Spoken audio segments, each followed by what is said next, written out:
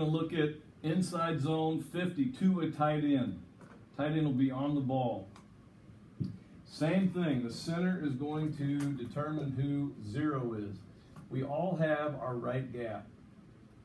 Okay, this is a zone play. So the center is going to determine who 0 is. Ray is to the right, Luke is to the left. So this tackle, if this guy's a 3 technique, he's just going to take just a little lateral step, put his eyes right in the middle of this guy, center's going to come over, they're going to work in combination. We call that Ray. The tackle and the tight end, depending on what they're doing, if they're sinking safeties or not, the tackle and tight end, right, in this case, since there's nobody there, are going to have a take call.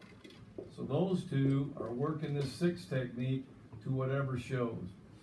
If we're playing, I'll get to it, if we're playing where they have 3 linebackers inside, or if they're starting to sink safeties down inside, then we'll change that line call. But this would be a take, probably looking for something coming outside with a safety sinking and they're rolling the coverage. On the backside, the guard, if this guy is inside or a shade, has a pretty difficult block because we do not want to allow penetration. So if the center has nobody on him, he is going. He is not messing with this. This guy has to get his eyes across. This is a discussion we've had for years. Am I going near number or am I going the V of his neck? I go to the V of his neck and I try to get my head across. So I'm taking a much deeper drop step. My cylinder changes, my whole body will change to drive this guy across the ball. In this particular play, 50 and 51, we'd love to get vertical push, but if we get lateral push, that's okay also.